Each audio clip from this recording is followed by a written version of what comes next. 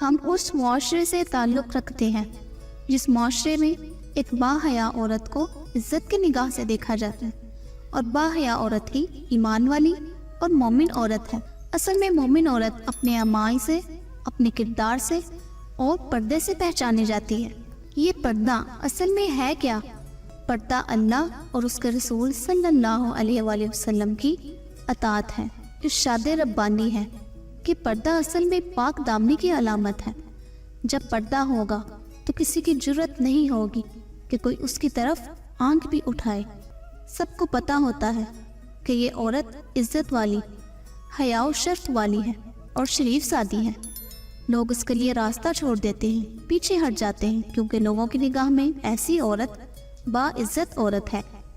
اللہ نے پاک دامنی کی وجہ سے اس کے اندر ایک وقار رکھا ہے، عزت رکھی ہے، ایک ہیبت رکھی ہے۔ یہ پردہ طہارت و پاکیزگی کا پیغام ہے۔ ایک اور جگہ اللہ قرآن مجید میں ارشاد فرماتے ہیں کہ یہ طہارت ہے، یہ پاکیزگی ہے۔ اس سے بڑی پاکیزگی اور کیا ہو سکتی ہے کہ جس کو اللہ نے قرآن پاک میں بیان کر دیا۔ پردہ پرہیزگاری اور تقوی کی دلیل ہے۔ قرآن مجید میں اللہ تعالیٰ فرماتے ہیں کہ اے آدم کی اولاد، تم پر ہم نے لباس تو نازل کیا، اور لباس کا مقصد کیا ہے؟ یہ ستر پوشی کے لیے بھی ہے اور زینت کے لیے بھی ہے۔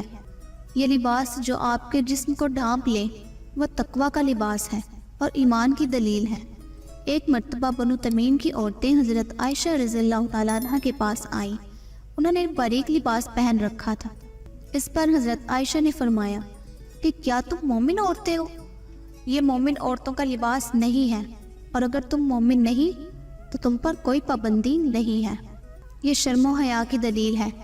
حیا ایمان کا حصہ ہے، اور ایمان انسان کو جنت میں لے جائے گا۔ اور حدیث کے الفاظ ہیں کہ اللہ بڑے حیا والے ہیں اور پردہ پوشی کو پسند کرنے والے ہیں، یعنی اللہ حیا کو بھی پسند کرتے ہیں اور پردہ پوشی کو بھی پسند کرتے ہیں۔ اور کہنے والے نے سچ کہا ہے کہ اللہ کی قسم، اس زندگی میں کوئی خیر نہیں جس زندگی میں حیا نہ ہو، اور جب حیا چلی جائے تو زندگی سے خیر و برکت بھی چلی جاتی ہے۔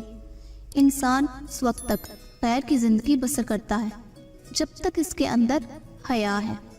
اگر ایک درخت کا چھلکا اتار دیا جائے، اس کے پتے اتار دیے جائیں، تو وہ درخت خشک ہو جاتا ہے، اور پھر اس سے کوئی فرق نہیں پڑتا کہ اس درخت کو کاٹ دیا جائے یا جلا دیا جائے۔